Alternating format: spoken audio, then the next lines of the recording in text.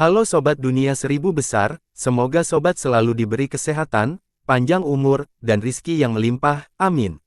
Sebelum masuk ke alur ceritanya, jangan lupa dukung channel ini ya dengan klik subscribe, like, komen, dan share, terima kasih. Mari kita lanjutkan perjalanan. Li Qiye. Dia tidak meninggalkan ruangan selama beberapa hari berikutnya sambil mencoba mencerna kenangan baru ini. Itu termasuk rahasia yang orang lain bahkan tidak sadari betapa pentingnya hal itu. Hanya seseorang setingkat Li Qiye yang bisa melihat petunjuknya. Bukan hanya karena pengalamannya tetapi di dunia ini, tidak ada yang lebih memahami Xiao Xi selain dia. Dia bermeditasi di tempat tidurnya, diam seperti patung, dengan momentum yang menembus waktu. Tiba-tiba, dia membuka matanya seolah ada sesuatu yang menarik perhatiannya. Dia bangkit dan pergi keluar. Bangsawan muda, Zhu Xijing berteriak, terkejut. Dia khawatir terjadi sesuatu karena dia tidak meninggalkan ruangan sama sekali. Ini sangat melegakan dia. Dia tidak mengatakan apapun di luar perintah kepada Yang Sengping, siapkan kereta untuk meninggalkan istana.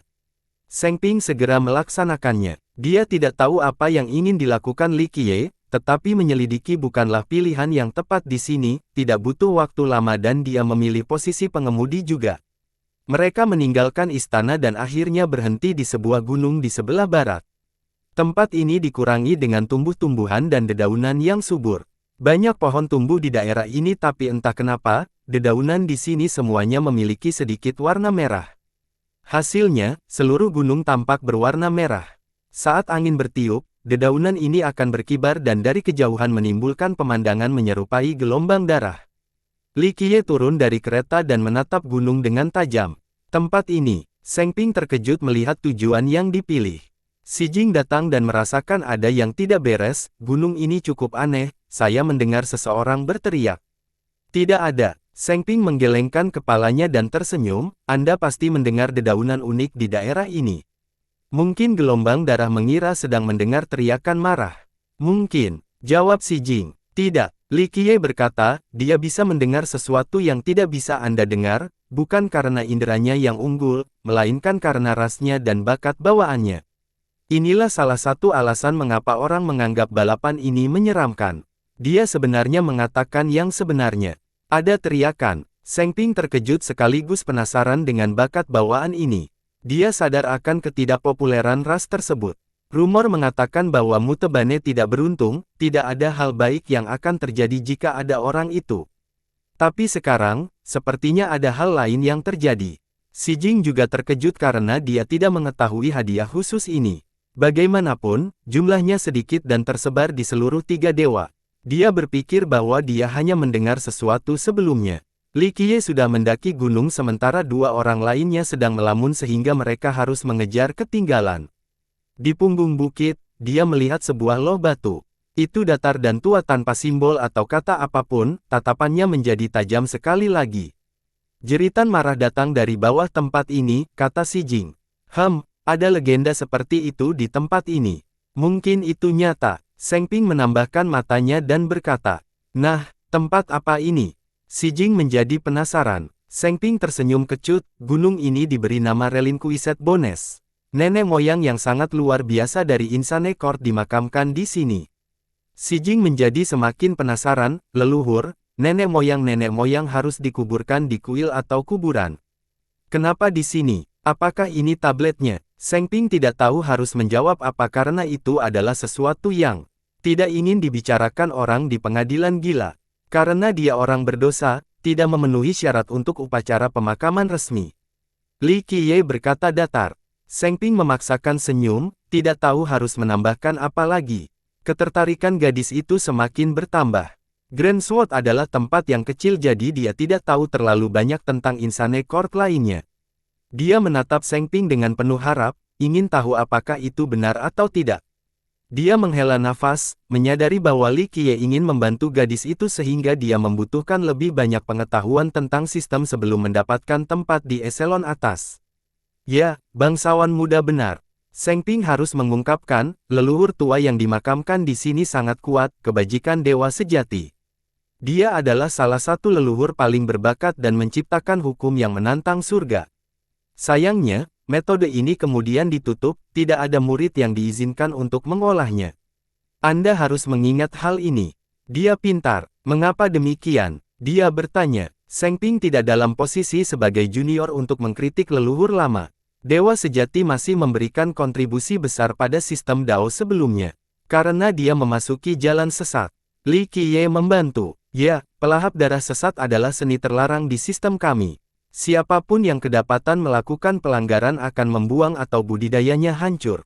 Seng Ping lebih nyaman lagi. Jadi ternyata Merit Law yang diciptakan oleh Virtue True God diberi nama Heretical Blood Devourer, berasal dari Mad Scripture. Mad Scripture diciptakan oleh Kaisar sejati dengan gelar Mad Blood.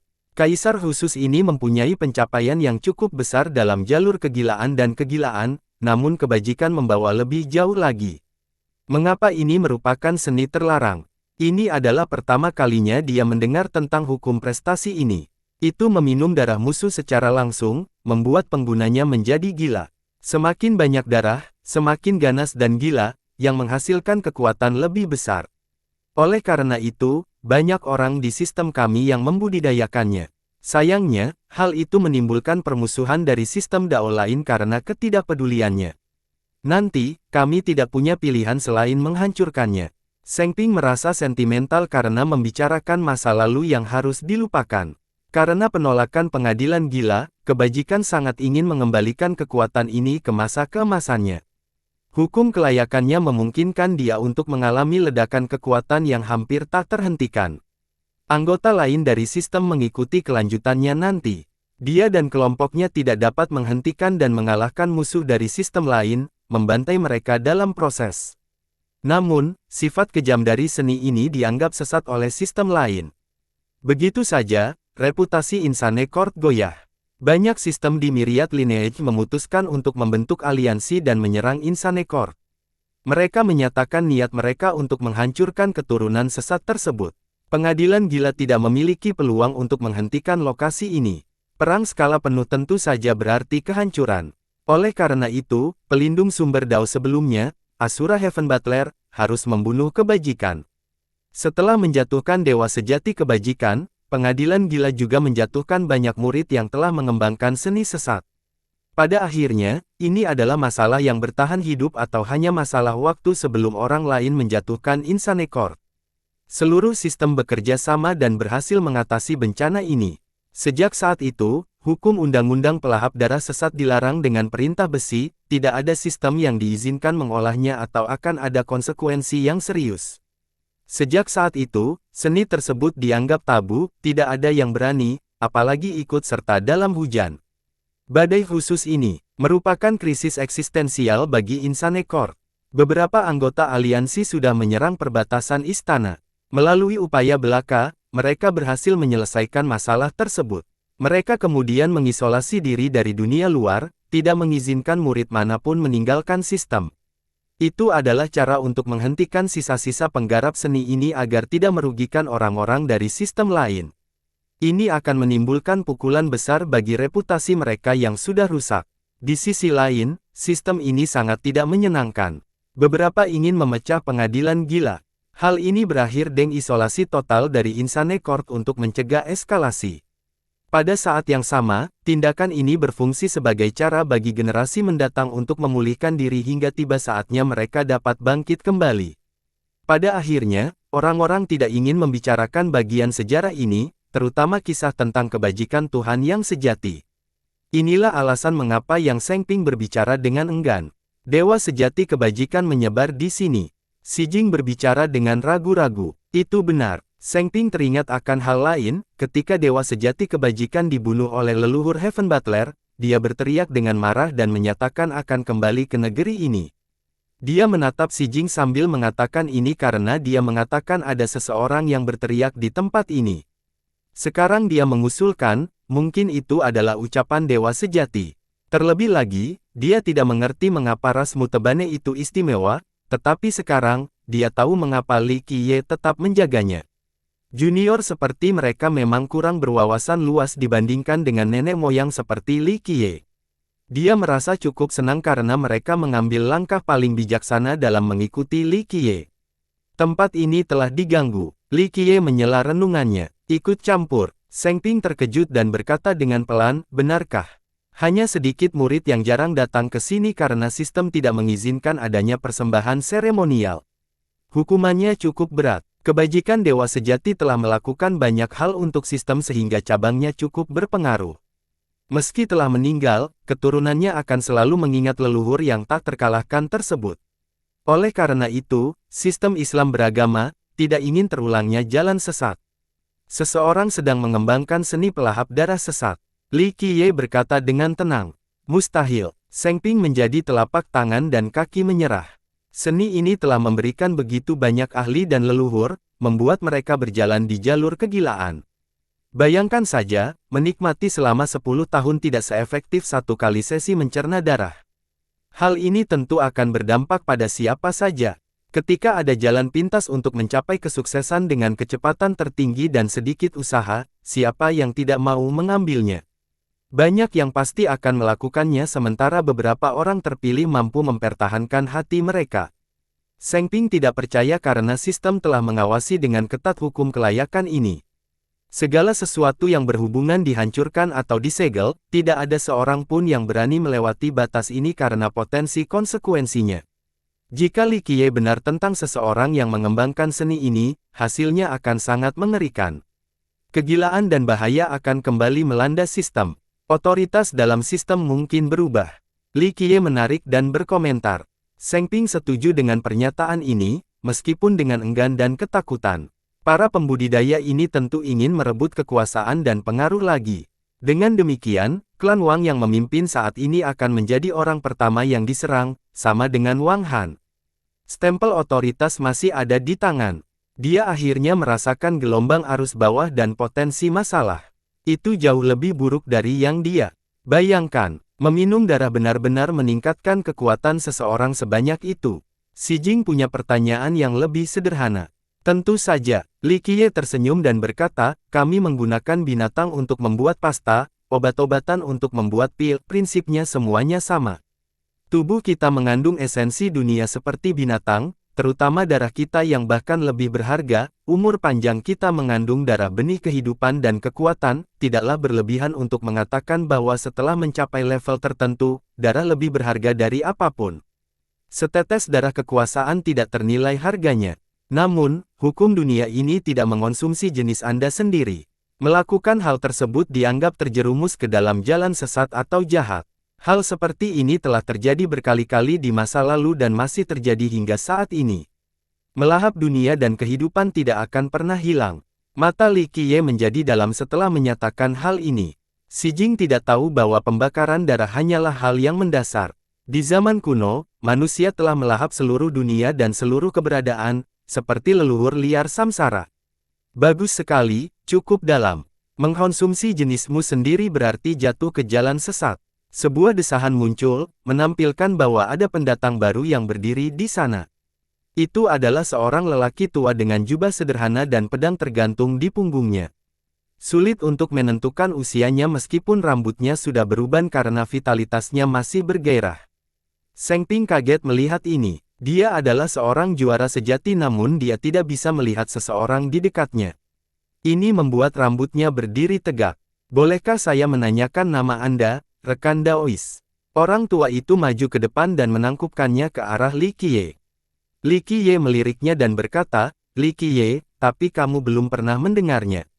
Dia berpikir dengan hati-hati dan belum pernah mendengar nama ini sebelumnya.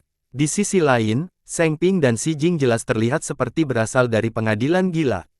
Hanya Li Qiye yang tidak dapat diduga, tidak mungkin merasakan auranya sama sekali. Meski begitu, dia tetap berhati-hati dan tidak meremehkan pria itu. Dia melihat ke tablet dan dengan lembut menghela nafas, sepertinya seseorang masih belum menyerah. Matanya berubah tajam seperti pedang dewa setelah menyatakan hal ini, mampu menembus segala sesuatu. Dia kemudian beralih ke arah Li Qiye dan berkata, rekan Daois, mengapa kamu datang ke sini? Hanya untuk jalan-jalan. Tidak ada keraguan bahwa lelaki tua itu memiliki keraguan terhadap Li Qiye, memandangnya sebagai sumber masalah yang potensial dengan niat jahat. Li Qiye membalasnya dan berkata, hanya melihat pemandangan indah dari Insane Court. Orang tua itu mengangkat matanya dan berbicara dengan sedikit perubahan dengan nada, jadi, bagaimana kalau mengunjungi tempat tinggalku yang sederhana dan berdiskusi tentang Dao? Dia mempertahankan nada bicaranya yang sopan tetapi sebenarnya, ini adalah cara untuk menguji kekuatan dan identitas Li Qiye karena dia tidak bisa mengetahui identitas pria itu. Diskusi Dao. Li Qiye dengan santai berkata, pedang dewa gilamu Dao bukanlah seni yang buruk, tapi penguasaanmu terhadapnya cukup rendah. Pedang dewa gila Dao. Seng Ping membayangkan sebelum menyadari ketidakwajaran itu dan menutup mulut. Dia tidak tahu siapa lelaki tua ini, tapi dia pasti menyadari pedang Dao khusus ini. Ini adalah teknik pedang yang diciptakan oleh nenek moyang, leluhur gila. Itu juga merupakan salah satu hukum prestasi terkuat di seluruh sistem. Nama itu sendiri sudah terdengar menantang surga. Hanya sedikit yang memenuhi persyaratan untuk mempelajari Dao pedang ini, semuanya berada pada tingkat leluhur dari leluhur. Seng Ping bukanlah seseorang yang dapat memenuhi tingkat keberadaan ini. Jadi, itu berarti lelaki tua ini memiliki status istimewa di seluruh sistem. Pada saat yang sama, dia terkejut dengan respon Li Qiye meskipun itu bukan sesuatu yang di luar kebiasaannya. Dalam sistem ini, semua orang akan terkejut ketika mendengar nama pedang Dao ini. Bahkan jika seseorang tidak mengetahui siapa penggunanya, mereka akan tetap menghormati karena orang tersebut pastilah seorang leluhur. Namun sekarang, Li Qiye secara langsung menyebut Dao orang tua itu sebagai sesuatu yang mengerikan. Namun Seng Ping merasa terhibur dengan kenyataan bahwa Li Qiye adalah leluhur yang dilahirkan kembali. Jika seseorang memenuhi syarat untuk melakukan penilaian ini, itu adalah dia. Kalau begitu, kamu cukup mahir menggunakan pedang Dao. Ekspresi lelaki tua itu berubah.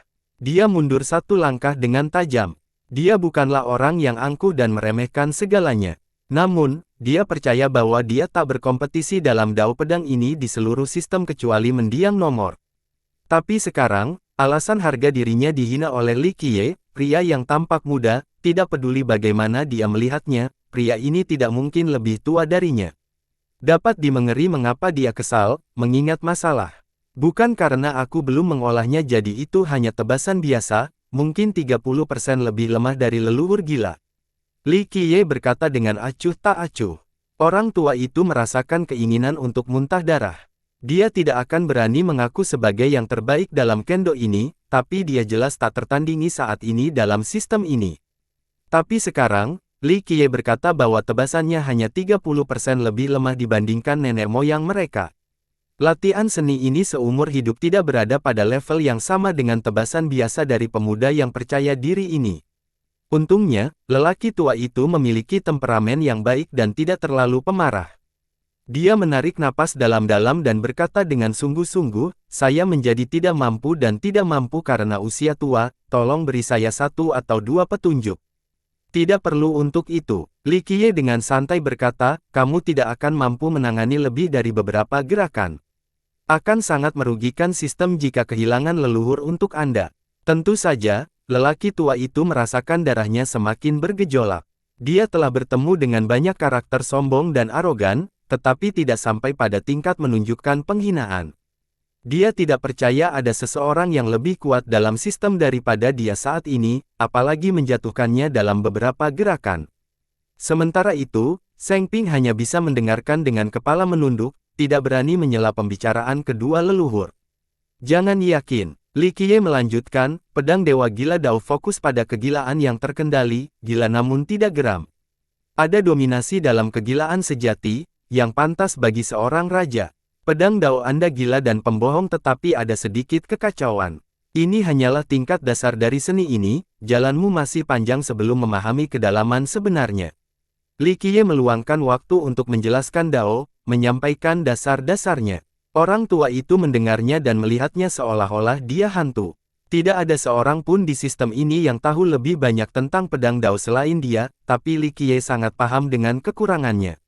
Seseorang harus memiliki pemahaman yang kuat atau mungkin, penguasaan total, tentang seni pedang agar bisa berkomentar dengan mudah.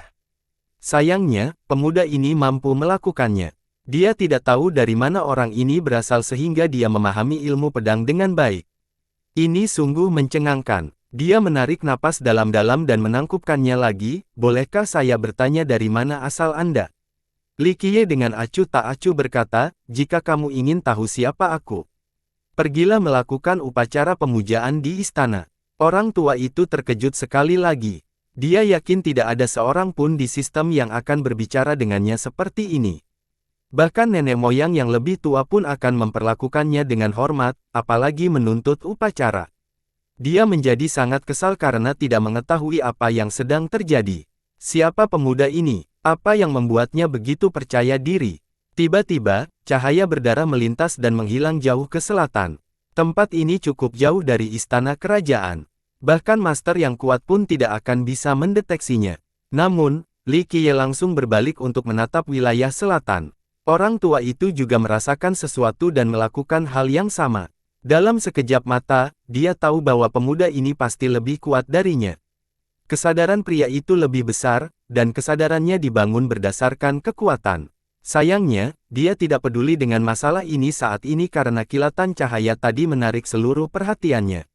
Agak menarik, Li Qiye berkata sambil tersenyum. Di sisi lain, lelaki tua itu siap membunuh dan merengut, seekor serangga berkaki 100 tidak pernah menyerah, mereka tidak akan menyerah begitu saja. Setelah itu, dia menoleh ke arah Li Qiye dan berkata, saat aku punya waktu, aku pasti akan datang ke istana untuk menemuimu, tapi saat ini aku sedang sibuk, selamat tinggal dulu. Nada suaranya menjadi lebih hormat dibandingkan sebelumnya. Dengan itu, dia pergi dengan tergesa-gesa seolah-olah akan terjadi peristiwa besar. Perkembangan ini bukanlah sesuatu yang bisa dideteksi oleh para junior di sini. Kami menuju ke selatan. Li Qiye memberitahu kelompok itu. Kemana, bangsawan muda? Seng Ping menyiapkan kelasnya dan bertanya. Gunung Celah Gading. Li Qiye menjawab. Seng Ping terkejut mendengar ini, tempatnya sangat jauh dari istana, haruskah kita memberitahu yang mulia?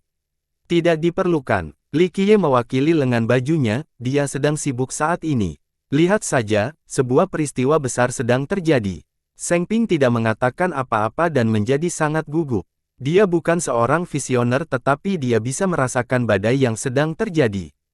Sistem akan mendapatkan penguasaan baru. Seng Ping berkemah. Ini tidak akan terjadi. Sesuatu yang lebih buruk akan terjadi, kata Li Qiye.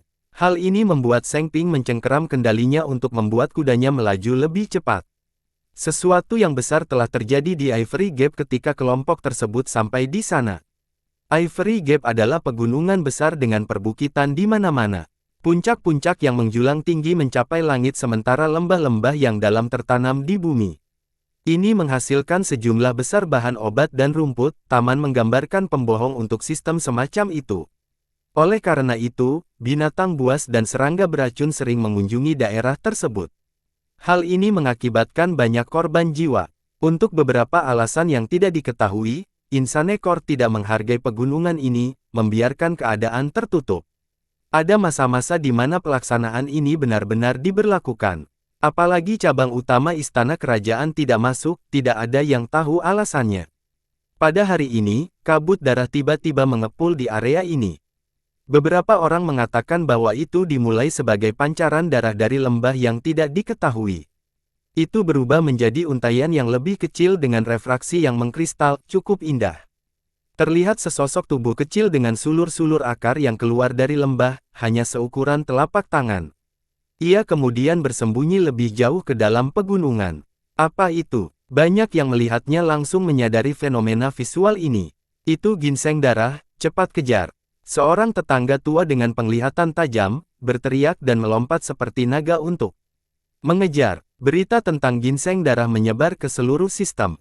Semua pemilih juga mendengarkan. Ada ginseng darah berumur jutaan tahun di Ivory Gap. Pada awalnya, kabar tersebut masih sangat beralasan. Namun seiring berjalannya waktu, hal itu menjadi jauh lebih konyol. Dari 1.100.000 menjadi juta dan bahkan lebih tua.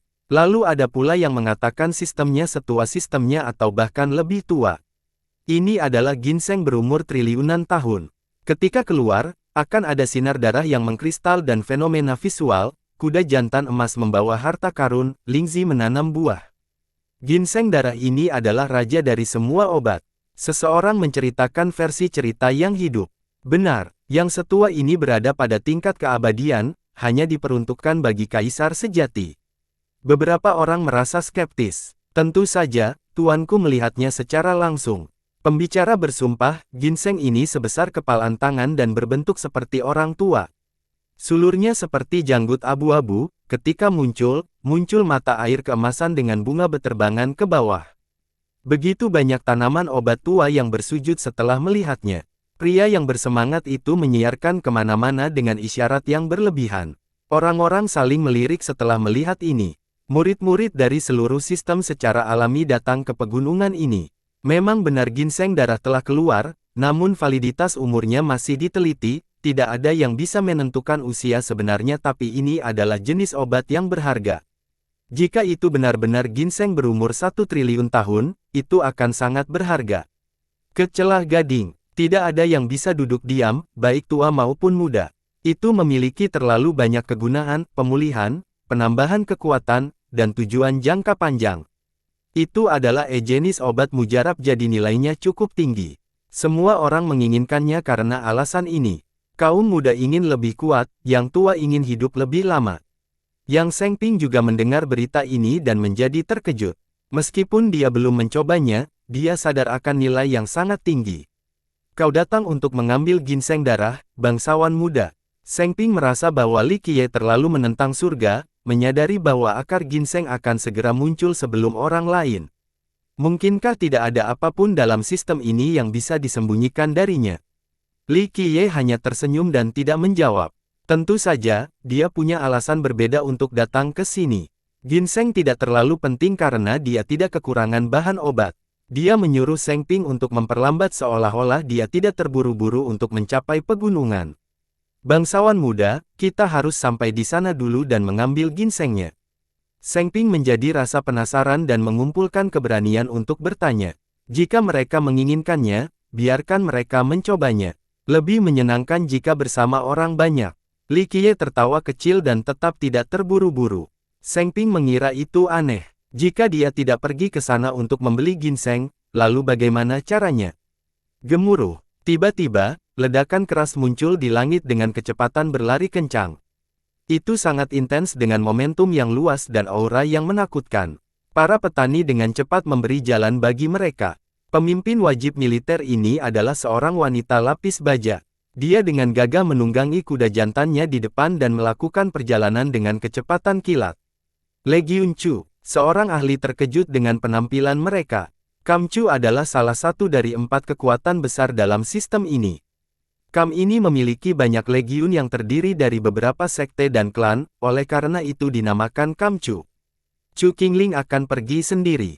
Seng Ping berkata dengan ngeri setelah melihat gadis di depan. Si Jing merasakan hal yang sama. Meskipun dia berasal dari daerah terpencil, dia masih pernah mendengar nama ini sebelumnya. Marsekal Agung dari Pengadilan Gila, kejeniusannya yang paling menakjubkan. Ya, dialah orangnya. Seng Ping berbicara dengan nada hormat, dia adalah harapan sistem kita, budidayanya bahkan lebih kuat dari mendiang kaisar. Kudengar dia telah selesai mengembangkan warisan Dao Kaisar sejati Chu dan bersiap untuk warisan nenek moyang. Generasi muda nomor 1, Si Jing menambahkan dengan rasa iri. Chu Qingling dikabarkan adalah orang suci sejati, sesuatu yang bahkan lebih hebat dari kaisar sebelumnya yang hanya seorang raja sejati. Dia memupuk warisan kaisar sejati Chu namun beralih ke warisan leluhur gila. Dapat dikatakan bahwa bukan hanya Kam Chu tetapi seluruh sistem menaruh harapan padanya. Mereka sangat membutuhkan kaisar sejati untuk menopang mereka sekali lagi.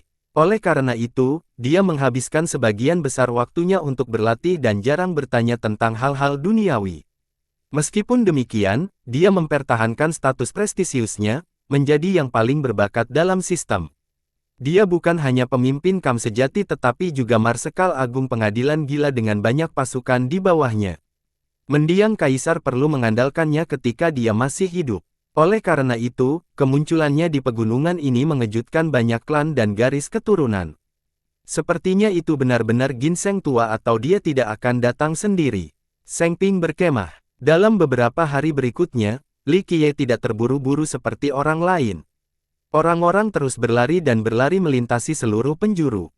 Mereka hanya ingin menjadi yang pertama di sana untuk merebut ginseng darah. Chen Clan dari fraksi atas, Beijing dari institusi suci, dan Chu Qingling dari Kamchu. Seng Ping memperhatikan orang-orang ini dan bertanya, tiga kekuatan besar di pengadilan gila semuanya ada di sini, hanya saja bukan klan Wang. Apakah ginseng ini benar-benar berumur triliunan tahun? Kalau ada yang seperti itu, bukan giliran mereka yang memilikinya, tidak ada yang mengulanginya di dunia ini.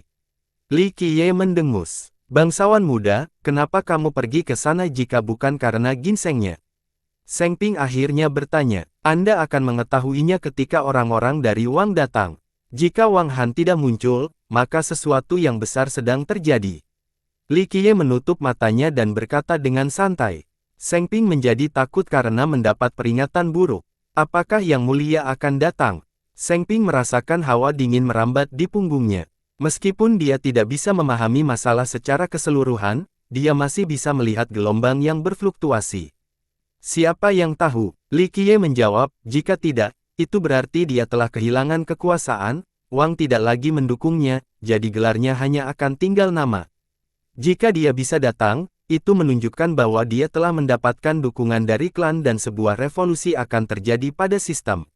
Dia berbicara seolah-olah ini tidak ada hubungannya dengan dia, tapi memang itulah masalahnya. Dukungan Wang Clan tidak berarti apa-apa. Hasilnya sudah ditentukan saat dia menginjakkan kaki di tanah ini. Kalau tidak, dia tidak akan pergi ke pegunungan ini. Sikapnya yang acuh tak acuh membuat Yang Seng Ping takut. Ingatlah bahwa lelaki tua itu tidak melakukan segalanya pada Wang Han dan Li Qiye. Jika Wang Han kehilangan kekuatan, itu akan sangat buruk bagi pedang besar.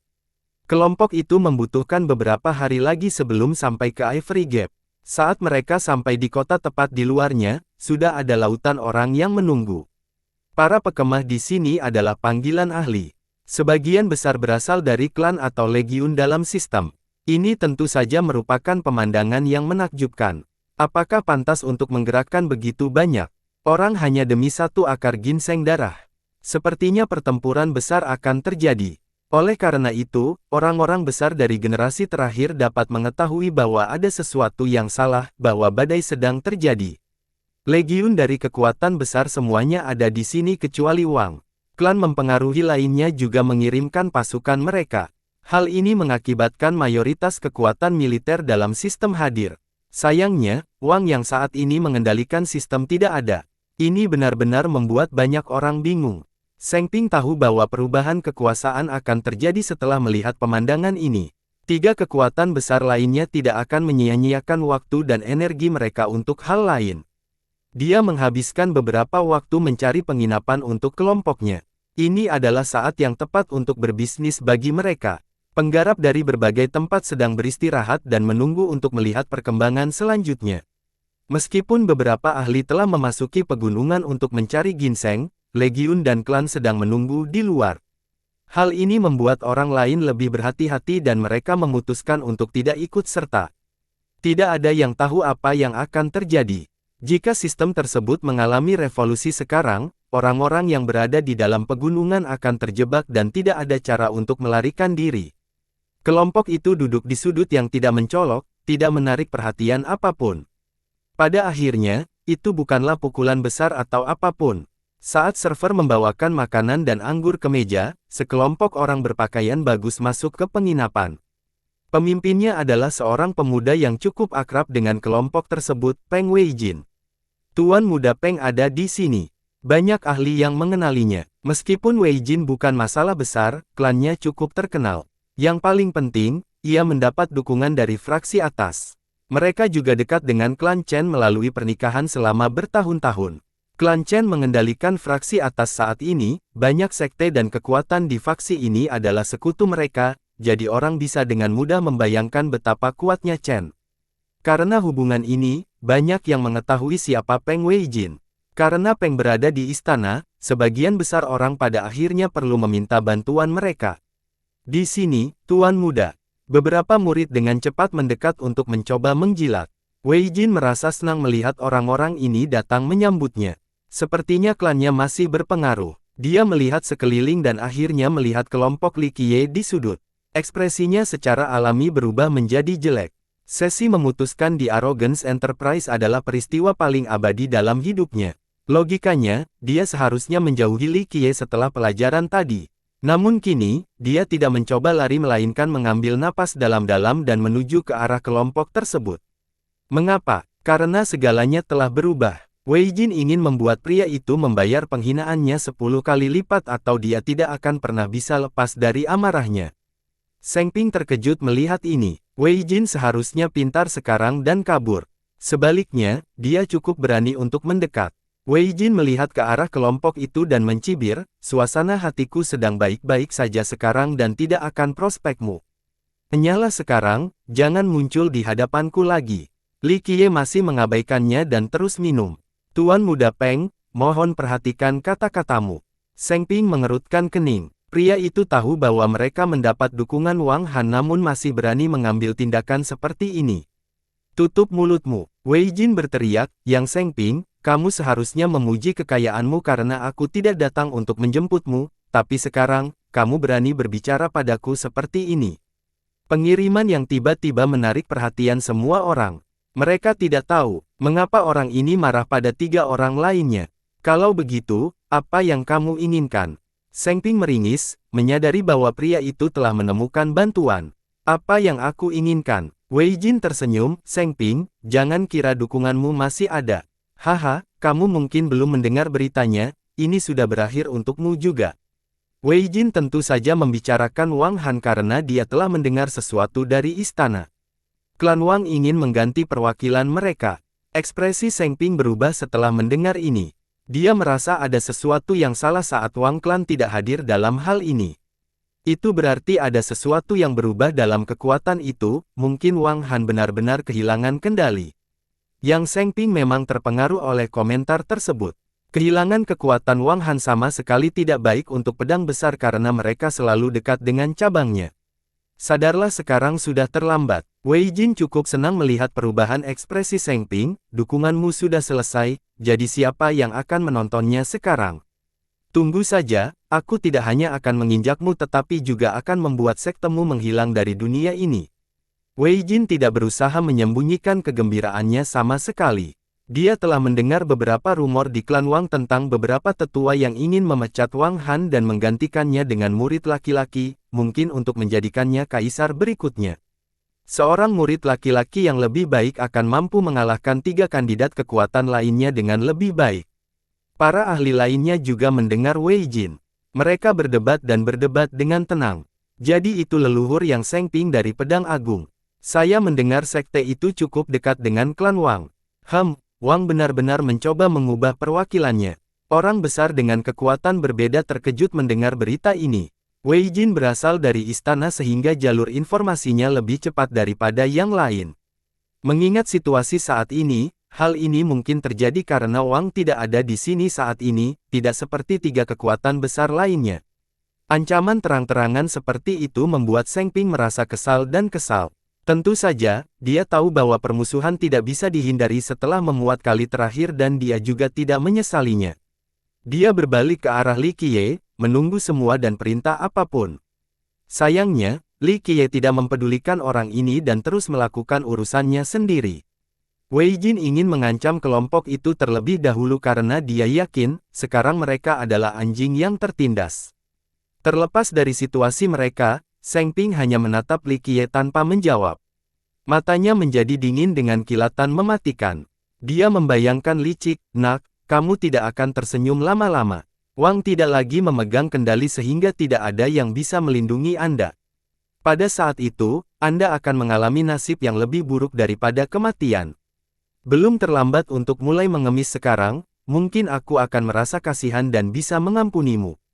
Di matanya, Wang sibuk dengan gangguan internal, bahkan tidak ada waktu untuk mempengaruhi diri mereka sendiri, tidak peduli siapa Li Qiye, tanpa Wang sebagai pendukungnya, dia bisa bermain-main dengan Li Qiye sampai mati seperti ikan di piring.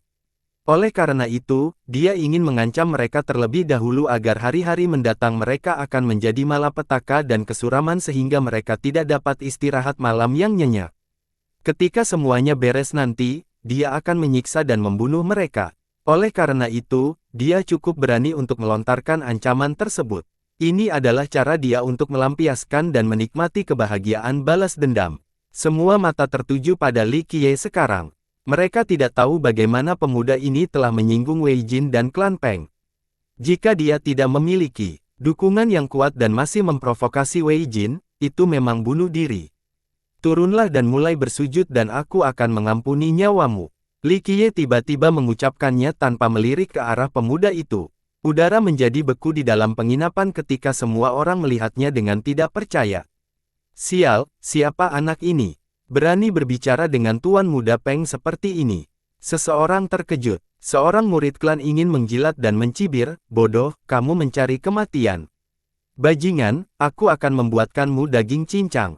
Wei Jin hanya ingin mengancam kelompok itu terlebih dahulu tetapi Li Qiye telah memprovokasi dia. Dia berteriak dan meraih Li Qiye.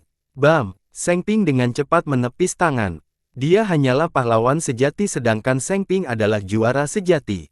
Kesenjangan kekuasaan terlalu besar. Paman ketujuh, kalahkan orang yang ini, bocah itu milikku. Peng Wei Jin memutuskan untuk berusaha sekuat tenaga sambil mengunci gigi. Baik sekali, sebuah suara menjawab. Dia tidak ikut karena ada rombongan dari klan Peng. Di antara mereka ada seorang pengguna pedang tua yang mulai menuju Yang Seng Ping. Dia juga seorang juara sejati jadi ini bukanlah perkembangan yang ingin dilihat oleh Seng Ping. Bajingan, jatuhkanlah sekarang atau kami akan mematahkan kakimu. Anggota klan lainnya tidak membutuhkan Wei Jin untuk mengatakan apapun sebelum mengelilingi Li Qiye dengan ekspresi kejam. Yang Seng Ping, kamu seharusnya tidak macam-macam dengan kami, sekarang waktunya mati. Orang tua bernama Paman Ketujuh perlahan menghunuskan pedangnya. Tampar dia lagi. Li Qiye memerintahkan Seng Ping tanpa memedulikan yang lainnya. Seng Ping segera meraih Wei Jin. Pemuda itu terkejut dan berteriak, jangan berani. Dia mengeluarkan tombak pendek, ingin melawan. Namun, ini sia-sia karena dia langsung ditekan. Paman Ketujuh segera menyerang dengan tusukan menyerupai aliran sungai untuk menghentikan juniornya dari perundungan. Ledakan, pedangnya tidak mencapai sasarannya sebelum hancur total. Li Qiye hanya merentangkan telapak tangannya untuk menghancurkan pedang itu dan menekan lelaki tua seberat gunung itu. Berlutut, dia memerintahkan. Bagaimana orang tua itu bisa mendengarkan? Dia mengerahkan seluruh energi sejatinya untuk menyerang lagi, tanpa menyadari kesia-siaan masalah. Bam! Li Qiye menurunkan satu ikon dan lutut lelaki tua itu terbanting ke tanah, menghancurkan beberapa batu bata dalam proses hingga mengucurnya darah keluar. Tidak, orang tua itu berteriak dan mengerahkan semua yang dia punya untuk menghentikannya. Kakinya sedikit pergerakan ke atas. Tapi Li Qiye hanya menawarkan dan menambahkan lebih banyak kekuatan. Seluruh tubuh lelaki tua itu patah. Bam! Dia terjatuh ke tanah dalam menampung darahnya sendiri karena semua tulangnya patah sekarang, tidak mampu bergerak 1 inci pun. Mati! Para murid dari Peng hanya ingin menyelamatkan bawahan mereka dan menerjang Li Qiye. Dia hanya menyampaikan lengan bajunya dan mereka semua tersapu terbang, juga tidak bisa bangun. Para penonton di dalam penginapan tersentak setelah melihat ini. Para tetua dari berbagai klan dapat melihat bahwa Paman Ketujuh adalah juara sejati namun masih kalah dari orang ini yang tidak melakukan apapun selain mengangkat tangan. Bam! Sementara itu, Wei Jin juga dibuat berlutut oleh Seng Ping. Tuan muda Peng, kamu telah melampaui batasmu. Seng Ping berkata dengan dingin. Wei Jin merasa ngeri. Dia membawa serta seorang senior, cukup percaya diri untuk tidak pernah mengharapkan hasil seperti itu. Seng Ping, jika kamu berani menyentuh rambutku, klanku akan membantai pedang besar, melawan klan kita, sama saja dengan melawan fraksi atas, teriak Wei Jin. Bam! Seng Ping menjambak rambutnya dan tanpa ampun menamparkan pria. Itu, maaf, Tuan Muda Peng. Bam! Bam! Bam! Rentetan yang sama terjadi sekali lagi. Mulut Wei Jin berlumuran darah.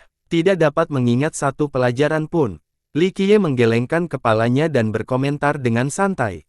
Wei Jin menjadi gila. Paling tidak, Wang Han ada untuk pertama kalinya menekannya. Namun kini, dia kembali tampil di depan umum.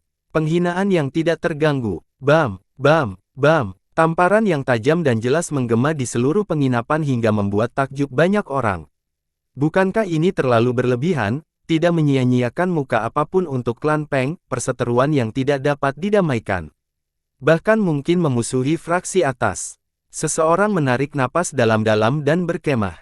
Peng dan Chen dari fraksi atas sangat dekat karena pernikahan mereka. Oleh karena itu, tindakan Seng Ping juga merupakan penghinaan langsung terhadap Chen. Siapa dia? Tidak ada orang yang mengenali Li Qiye di sini, tetapi orang yang berani seperti ini bukanlah siapa-siapa. Namun, latar belakangnya masih belum banyak diketahui orang. Bagus sekali. Tepuk tangan tiba-tiba menyelesaikan penyelesaian itu. Seseorang masuk dan tertawa, seekor anjing mengancam berdasarkan pengaruh perikanan. Dia pikir dia bisa melakukan apapun yang dia inginkan setelah menjilat fraksi atas. Ya, teruslah beri pelajaran pada bocah bodoh ini. Pendatang baru itu terlihat sangat muda. Dia berpakaian bagus dengan jubah perak, anehnya, rambutnya putih, menutupi bahunya. Warna ini membuatnya cukup unik. Matanya tajam seperti elang yang sedang memandangi mangsanya. Rubah perak. Semua orang, baik itu murid klan atau tetua sekte, datang untuk menyambut pemuda ini. Rubah perak wilayah utara dari institusi suci. Semua orang bergidik setelah melihatnya. Lembaga suci adalah salah satu dari 4 kekuatan besar sementara perbatasan utara adalah salah satu dari 2 sekte. Itu cukup kuat dengan banyaknya sekte dan klan di bawah benderanya. Pemuda ini cukup terkenal, seorang jenius yang hebat dan perwakilan dari wilayah utara, Su Ziji. Dia bertanggung jawab atas legiun yang bertindak sebagai pilar lembaga suci dan pengawas di pengadilan gila. Pria itu memiliki peran yang cukup bergengsi sehingga semua orang memandangnya. Selain itu, dia pandai bersosialisasi dan memiliki pandangan yang tajam terhadap segala hal. Oleh karena itu, kekuatan ini ingin menjaga hubungan baik dengannya. Inilah alasannya semua orang di penginapan bangun untuk menyambutnya. Setelah kematian kaisar sebelumnya, para pemain penting ingin merebut kekuasaan. Meskipun Wang Han untuk sementara memimpin, seorang kaisar baru akan diangkat pada waktunya. Ada beberapa kandidat potensial saat ini, dan Ziji adalah salah satunya. Oleh karena itu, sangat penting untuk berada di sisi yang baik, untuk berjaga-jaga. Li Qiye menjentikkan ikon pada saat ini dan lelaki tua yang tertekan itu terlempar. Dia kemudian memposisikan lengan bajunya ke arah Seng Ping. Seng Ping akhirnya berhenti dan melepaskan Wei Jin, Tuan Muda Peng, manusia hanya hidup sekali, kamu harus lebih berhati-hati. Dia sebenarnya berbicara dengan niat baik untuk menghentikan anak itu memprovokasi Li Qiye. Lain kali ini bukan sekadar sesi akustik. Namun kini, satu-satunya hal yang ada di pikiran Wei Jin hanyalah kebencian dan rasa haus akan membalas dendam. Yang, ingat ini, aku tidak hanya akan menghancurkan Grand Sword tapi juga akan menyiksa semua anggotanya, menguliti dagingmu, sebagian demi sepotong. Tunggu saja, dia berjuang untuk keluar dari penginapan tapi masih mengucapkan kata-kata kejam ini, sebelum pergi. Silver Fox Ziji hanya menenangkan kepalanya dan berkata, bodoh sekali, membuang wajah klannya. Dia kemudian berjalan ke arah Li Qiye dan membungkuk, nama saya Su Ziji, murid. Pengadilan gila, kamu pasti Dao saudara Li. Sepertinya dia sudah mengetahui sedikit tentang Li Qiye, hanya saja dia belum mengetahui identitas sebenarnya. Klan Wang sangat menutup-nutupi hal ini. Li Qiye mengangguk dan melanjutkan meminum anggurnya. Penginapan ini terlalu banyak telinga sehingga sulit untuk berbicara, apakah kamu tertarik mengunjungi kemahku? Beri saya kesempatan untuk Tuan menjadi rumah yang baik. Ziji tersenyum dan berkata, melihat sikap sopan dari seseorang yang berpengaruh seperti Ziji mengejutkan orang-orang di sini. Mereka semua memandang Li Qiye dengan rasa ingin tahu tentang latar belakang. Tidak tertarik, Li Qiye menjawab dengan datar. Penolakan langsung membuat Ziji terlihat agak canggung. Dia menangkupkan untuk melanjutkan dan melanjutkan, Saudara Li, ini adalah masa yang penuh gejolak dan tidak dapat diprediksi, tetaplah di sini dan nikmati waktu Anda di sana sambil menyaksikan semuanya terungkap. Ziji punya alasan untuk melakukan itu. Dia telah mendengar informasi dari istana bahwa Ratu sangat memandang bocah ini. Dia tentu saja punya alasan untuk melakukan hal itu juga karena dia bukanlah orang yang tidak mampu. Dia telah melakukan pekerjaan yang baik dalam membantu suaminya mempertahankan tahta dan tidak ada kesempatan baginya untuk begitu menghormati orang yang tidak dikenalnya. Mungkin pria itu punya rahasianya. Oleh karena itu, Ziji ingin memenangkan hati Li Qiye dan menggunakan dia sebagai cara untuk mengalahkan Wang. Perebutan kekuasaan mencapai puncaknya. Semua orang berusaha sekuat tenaga meski tetap menjaga kesopanan palsu. Berharap menjadi kaisar berikutnya, dia berusaha menjaga ekspresi tenang tetapi emosinya mengamuk. Klan Wang jelas merupakan saingan yang kuat dalam perjalanannya menuju tahta. Dia harus mengalahkan mereka atau memenangkan hati mereka. Namun, mereka mengisolasi diri mereka sendiri, menghentikan semua informasi agar tidak bocor.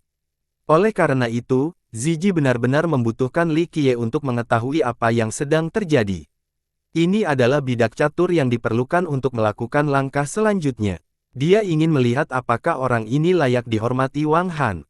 Jangan ganggu kebiasaan minumku. Li Qiye tidak peduli dengan pria itu. Ziyi tidak menyerah dan masih tersenyum. Baiklah kalau begitu, bolehkah aku minum bersamamu di sini? Tidak sembarang orang memenuhi syarat untuk minum bersamaku. Li Qiye menjawab. Suasana kembali membeku dan Ziyi tidak bisa lagi memasang wajah datar. Siapakah Ziyi? Ini adalah pemimpin di pengadilan gila dengan budidaya raja sejati di bawah umur, kuat dan berpengaruh. Bagi beberapa tetua sekte, bisa minum bersamanya adalah suatu kehormatan. Namun sekarang, Li Qiye berkata bahwa pria itu tidak memenuhi syarat untuk minum bersamanya. Ini tidak ada bedanya dengan menamparkan wajah pria itu. Ziyi pandai bersosialisasi tetapi situasi ini membuatnya cukup sulit. Dia sedang menunggangi seekor harimau dan tidak bisa mundur. Menjaga kesopanan setelah ditampar di hadapan semua orang bukan lagi tindakan yang tepat. Itu akan mengurangi wibawa dan prestisenya. Ledakan. Suara tentara yang mendekat membuyarkan dilemanya. Sekelompok orang mendorong masuk, dipimpin oleh seorang pemuda yang menunjuk lurus ke arah Li Qiye, Imperial Tutor, ini bocah nakal, tolong balas dendam padaku. Pemuda ini, tentu saja, adalah Peng Weijin, tidak ada bantuan yang mengira dia akan menemukan balas secepatnya. Banyak yang benar-benar terkesan pada Peng Weijin karena kembali dengan kekuatan yang mumpuni setelah ditampar dengan kejam oleh Yang Sengping sebelumnya. Sikap angkuhnya juga terpuji, entah itu karena kesombongan atau kebencian. Dia jelas memiliki hati yang keras. Orang lain akan trauma dengan periode pendanaan dan akan lari dari kelompok Li Qiye. Brat, kamu sudah selesai. Weijin bahkan lebih agresif dari sebelumnya. Guru besar, bocah itu adalah anjing Wang, bunuh dia. Weijin berkata dengan angkuh. Semua mata tertuju pada pemuda yang berdiri di samping Weijin. Dia mengenakan jubah bersulam dengan aura kebangsawanan yang luar biasa. Dia tampan tapi auranya bahkan lebih menarik. Orang-orang tidak mau ingin menghormatinya. Tuan Muda Chen, guru besar istana, Chen Shuwei. Seorang tetua bergidik setelah melihat pemuda mulia ini. Klan Chen adalah pilar fraksi atas. Meskipun faksi ini memiliki banyak orang kuat, sebagian besar berasal dari Chen, termasuk beberapa kaisar sejati. Sebagai guru besar istana saat ini, Chen Shuwei memiliki banyak pasukan. Dia juga tidak lebih lemah dari Silver Fox, keduanya berada di tingkat minor raja sejati. Apalagi dia juga calon kaisar berikutnya. Beberapa anggota berkumpul juga berdiri untuk datang dan menyambutnya. Weijin, jangan mengucapkan tidak sopan. Shuwei dengan tenang berkata sementara Weijin menunjuk dan meneriaki Li Qiye. Meskipun enggan, Weijin masih berdiri di samping sambil menatap penuh kebencian pada kelompok Li Qiye. Dia tidak lagi takut karena dia yakin dukungannya lebih kuat dari klan Wang. Saudara Su juga ada di sini. Kebetulan sekali. Shuwei melihat Silver Fox dan tersenyum. Ziyi balas tersenyum dan berkata, memang benar, tapi kota ini cukup kecil, tidak terlalu aneh untuk bertemu satu sama lain. Dia berada dalam keadaan sulit karena kekasaran Li Qiye tapi sekarang, ledakan Weijin sebelumnya memungkinkan dia untuk keluar dari posisi itu. Setelah menyapa Ziyi, Shuwei menoleh ke arah Li Qiye dan menangkupkan bertanya, adik ini bernama Chen Shuwei. Saya telah mendengar favorit Anda sejak lama, Saudara Li. Mohon maafkan saya karena tidak menjadi tuan rumah yang baik selama kunjungan Anda ke ibu kota. Maafkan saya. Orang-orang di sini kembali tercengang mendengar komentar sopan ini. Mereka tidak dapat membayangkannya sama sekali. Sebenarnya Shuwei memiliki ide yang sama dengan Ziyi. Dia juga mendengar beberapa berita tentang Wang. Wang Han telah ditegur oleh para tetua dan bahkan bisa dipaksa mundur. Salah satu alasannya adalah karena orang ini. Wang Han ingin klannya mendukungnya sepenuhnya. Shuwei sangat penasaran, mengapa orang luar mendapatkan kepercayaan ratu. Karisma atau kemampuan seperti apa yang dia miliki. Atau apakah dia memiliki rahasia yang luar biasa? Oleh karena itu, dia ingin merekrut Li Qiye, baik dengan paksa atau tidak. Bagaimanapun, Sang Ratu bukanlah karakter yang sederhana. Di masa lalu, Kaisar yang meninggal bukanlah siapa-siapa tetapi Wang Han masih menemaninya dan membantu menjadi seorang kaisar. Kecerdasan dan kemampuannya tidak diragukan lagi. Pasti ada alasan mengapa dia menghargai bocah ini. Li Qiye mengabaikan kata-kata berbunga-bunga itu dan terus minum dan makan makanan ringannya dengan Chu Xijin yang melayaninya. Dia menuangkan lebih banyak anggur sambil menyuapinya dengan intim. Para tetua dan murid saling melirik setelah melihat sikap Li Qiye. Dia angkuh bahkan terhadap keduanya dan hanya mau makan dengan pelayan yang melakukan segalanya untuknya. Gaya seperti itu tidak nyata seolah-olah dia tidak peduli sama sekali pada keduanya. Tidak ada pemuda dari Insane Court yang mampu meniru prestasi ini karena mereka akan dikeluarkan dari sistem begitu cepat. Bukankah ini keterlaluan? Seorang murid berkata, tidak memberi muka yang sama sekali kepada orang lain. Biarpun dia ingin tikungan keren, ada batasnya. Anggota klan merasa bahwa kesombongannya pada akhirnya akan menjadi kekecewaannya. Sui ditempatkan dalam situasi canggung yang sama seperti Silver Fox sebelumnya. Dia tersenyum, masam dan berkata, karena saya telah gagal sebagai tuan rumah di istana, saya telah menyiapkan jamuan makan yang enak di sini. Maukah kamu datang ke kemahku untuk klaksonnya? Jangan ganggu moodku. Kembalilah dari mana kamu datang, aku tidak akan kembali lagi. Li Qiye akhirnya menatap mereka berdua dan berkata dengan dingin. Penonton tersentak setelah mendengar ini, tidak ada yang bisa berkomentar karena mereka ngeri dengan situasi ini. Pertama, bocah ini telah menyinggung Silver Fox dan sekarang guru besarnya juga. Itu adalah dua penguasa dalam sistem yang dia lawan. Apakah dia tidak ingin berkeliaran di area ini? Dia pasti gila atau punya kekuatan untuk tidak peduli pada siapapun. Ekspresi Sui menjadi sedikit jelek. Sebagai Grand Tutor, dia terbiasa dengan orang-orang yang mengakomodasi keinginannya. Hari ini, dia hanya ingin menyampaikan sopan santun terlebih dahulu, baru kemudian mengambil tindakan untuk menghindari gosip yang tidak perlu. Tapi sekarang, Li Qiye tidak memberikan wajah apapun kepada mereka. Dia secara alami menjadi marah, tidak mampu menahan penghinaan dari siapapun ini. Sementara itu, rubah perak Su Ziji tersenyum saat menonton ini sejak dia mengalaminya beberapa waktu lalu. Dia ingin melihat bagaimana Sui akan keluar dari ini. Wei Jin bodoh tapi dia masih bisa membaca orang. Dia tahu kesempatannya ada di sini setelah melihat ekspresi Sui. Bocah bodoh, hanya menginginkannya dengan cara yang sulit. Grand Tutor, izinkan saya memberi pelajaran. Dia berdiri dan berteriak sebelum melepaskan tombaknya langsung ke tenggorokan Li Qiye. Tentu saja, dia hanya melakukan ini untuk pertunjukan, memahami bahwa dia bukan pasangan yang cocok untuk pria itu. Ini tidak menjadi masalah karena Sui ada di sana. Jika Li Qiye berani membalas, ini akan memberi Sui alasan untuk menghukum atau bahkan membunuh orang itu. Meletus. Tombak itu tidak mengenai tenggorokan Li Qiye karena telah dipatahkan oleh Li Qiye. Bentuknya seperti dahan pohon yang lemah dan mudah patah. Li Qiye sekarang mencengkeram tenggorokan pemuda itu. Dia memandang pemuda itu dan berkata, kamu sangat bodoh, tidak memahami pelajaran berulang kali. Ini kamu hampir mendekati kematian, jangan salahkan aku karena kejam. Tutor guru, selamatkan aku. Wei Jin sangat ketakutan. Hentikan, Sui sedang menunggu saat ini. Saat ini, dia punya banyak alasan untuk menangkap Li Qiye agar dia tidak jatuh ke tangan faksi lain. Oleh karena itu, dia langsung membantu dan melancarkan serangan telapak tangan. Tapi sudah terlambat. Li Qiye memperkuat cengkeramannya dan mematahkan leher Wei Jin. Chen Sui gagal menyelamatkan Peng Wei Jin tetapi serangannya tetap datang. Li Qiye dengan santai membalik telapak tangan seolah sedang memukul lalat dan berhasil menangkis serangan itu.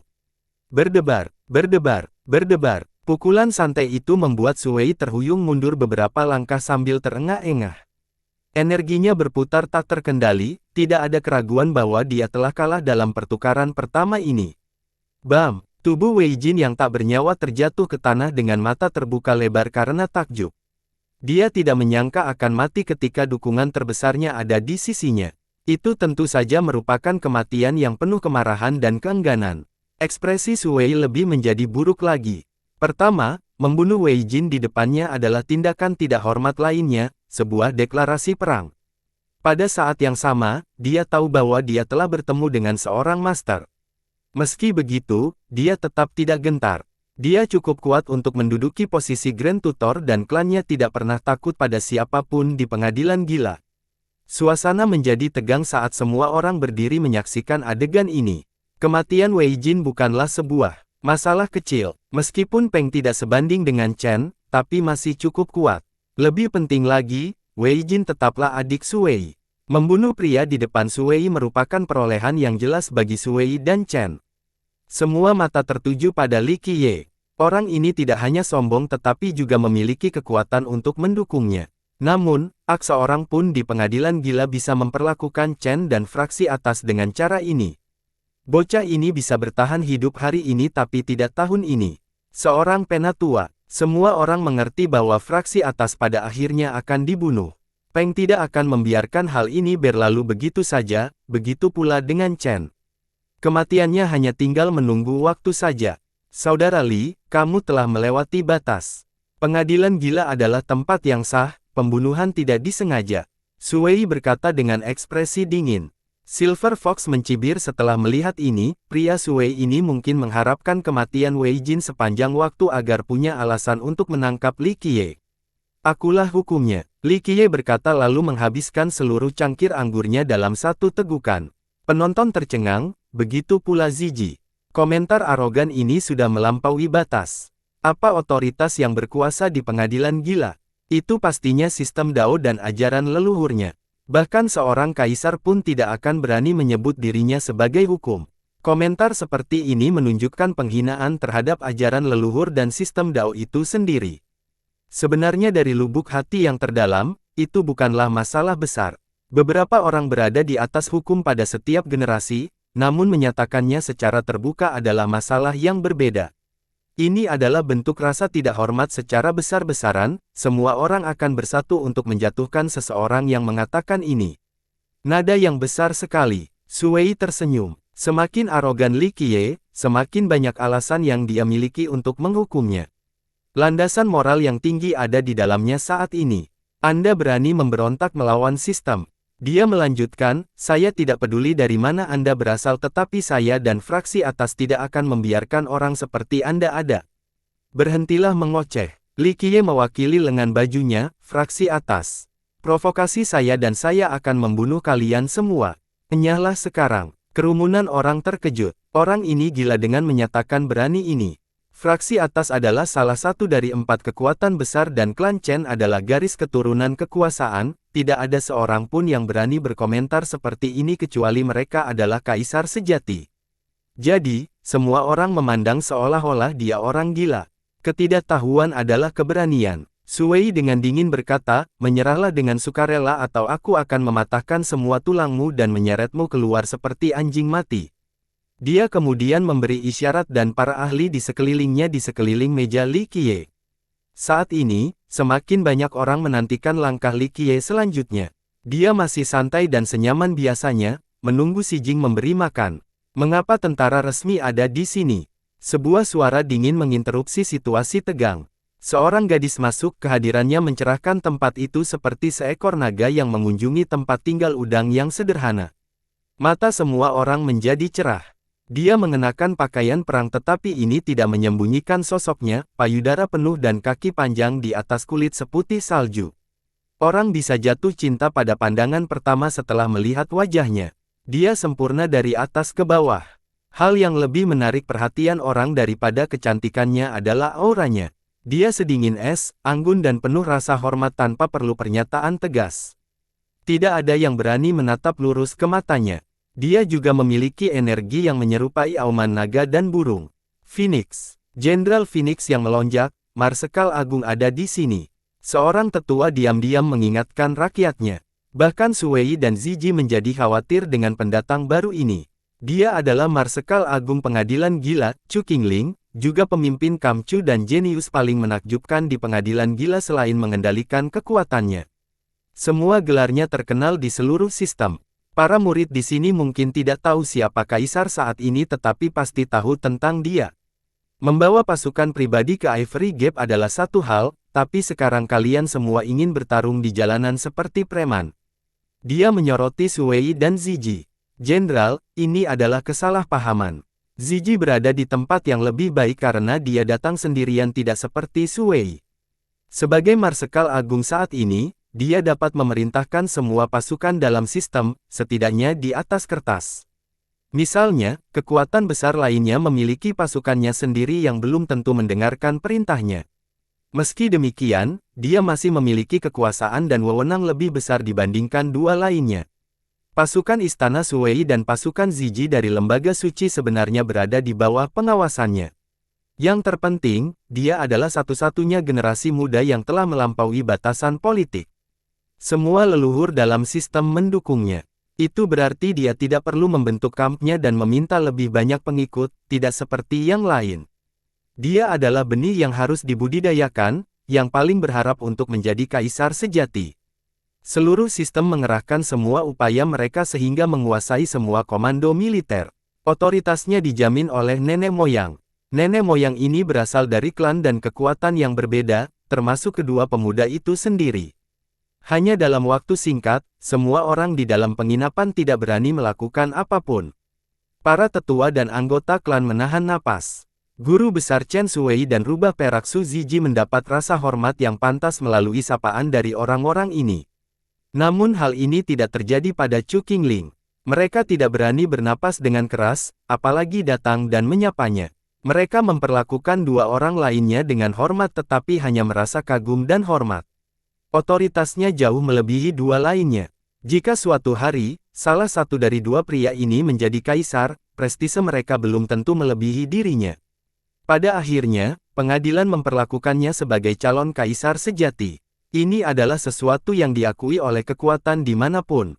Jika dia benar-benar berhasil suatu hari nanti, bahkan tanpa peran resmi apapun, dia akan memiliki status tertinggi di pengadilan gila dan kata-katanya akan menjadi keputusan akhir. Setelah leluhur gila, sistem ini telah menghasilkan banyak kaisar sejati. Namun, mereka tidak secara resmi mengambil alih sistem namun bertindak sebagai pemimpin de facto. Oleh karena itu, bahkan mendiang kaisar pun sangat menghormatinya. Ini saja sudah cukup untuk menunjukkan statusnya di sistem. Sebuah kesalahpahaman. Dia mengalihkan fokusnya pada kelompok ahli di sekitar Li Qiye, lalu apa yang mereka lakukan? Sui tidak memberikan tanggapan dan para ahli langsung mundur. Bahkan ketua klan mereka harus memperhatikannya, apalagi mereka. Silver Fox menganggap ini semakin lucu. Dia menyilangkan tangan di dada dan tetap tenang. Jenderal, orang ini membunuh Tuan Muda Peng, jadi saya ingin menjaga sistem dengan menangkapnya untuk diinterogasi. Sui segera memberikan alasan, dia meremehkan hukum kita dan membunuh sesuka hati. Orang seperti itu harus membayar kejahatannya, mohon berikan penilaian Anda, Jenderal. Sui menyalahkan segalanya pada Li Qiye sehingga Chu Qingling tidak bisa menolak. Hukum istana kerajaan hanya berlaku di wilayahnya. Ini bukan istana, kerajaan, tidak perlu membicarakan hukum. Jiang Hu memiliki aturannya sendiri. Ada terlalu banyak garis keturunan di Insane dan hanya sedikit yang berkuasa di istana. Undang-undang tersebut tidak terlalu mencakup dan tidak masuk akal. Dia dengan dingin membalas. Banyak orang tua dan murid diam-diam memuji tanggapan ini. Dia berbicara dari sudut pandang keadilan.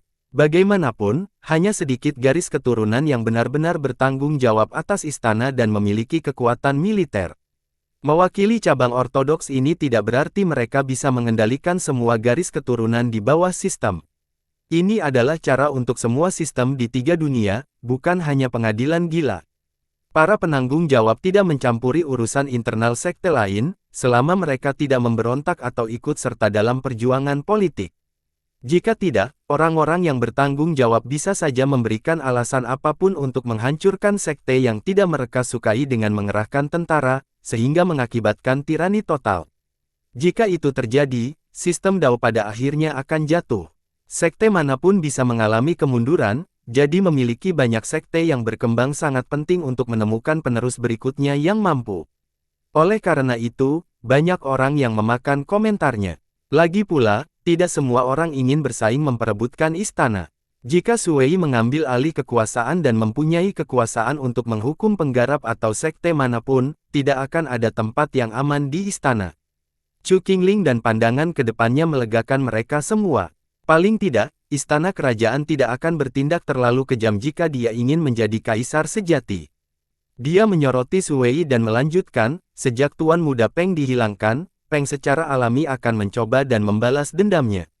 Menggunakan militer secara tidak tepat di sini hanya akan mempermalukan diri Anda sendiri. Sui tidak tahu harus berbuat apa. Orang-orang yang dia bawa ke sini adalah bagian dari pasukan pribadinya, anggota dari Chen.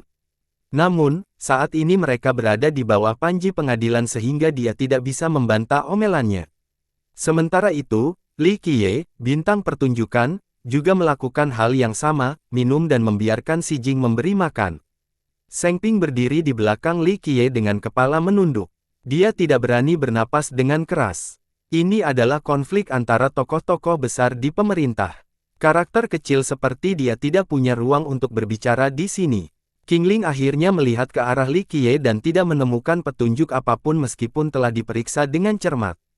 Dia bersinar setelah melihat keadaannya yang membuat iri. Badai sedang terjadi, jadi hindarilah masalah. Dia menyerahkan. Bahkan orang bodoh pun tahu bahwa ini adalah peringatan terhadap Li Qiye. Semua orang ingin melihat bagaimana reaksi orang konyol ini. Sui dan Zijie juga tertarik dengan seringai di wajah mereka. Mereka tidak bisa menangani bocah ini tapi Qingling seharusnya bisa. Li Qiye akhirnya mendongak dan menatap matanya. Dia tersenyum dan berkata, gadis kecil, tidak perlu membayangkan keren di hadapanku, ayo, tuangkan aku minuman. Terengah-engah terdengar di seberang penginapan. Semua orang ternganga, mengira mereka salah dengar. Menjadi sombong terhadap Sui dan Zijie adalah satu hal, tetapi menyuruh Qingling untuk menuangkan minuman untuknya adalah hal yang keterlaluan. Coba pikirkan, tidak ada seorang pun di seluruh sistem yang berani mengajukan permintaan ini. Jika dia ingin menjadi kaisar sejati di masa depan, semua orang harus memandangnya di masa depan. Tapi sekarang, orang-orang ini bertentangan dengan semua logika dan alasan. Ini bersifat mendominasi dan bodoh pada saat yang bersamaan, tidak ada kata-kata yang bisa menggambarkan keanehannya. Tidak perlu marah. Li Qiye selesai mengunyah sepotong daging sapi lalu berkata, bisa menuangkan anggur untukku adalah jenis berkah yang hanya bisa didoakan oleh orang lain, tapi tidak bisa didapat. Datang, apakah dia gila? Seorang penatua, hanya orang gila yang akan mengatakan hal seperti ini. Chu Qingling secara alami sangat marah karena matanya menjadi tajam dan tajam seperti pisau. Dia ada di sini untuk benar-benar membantu namun bocah ini tidak hanya tidak berterima kasih padanya tetapi bahkan bertindak sangat tidak masuk akal dan tanpa malu-malu.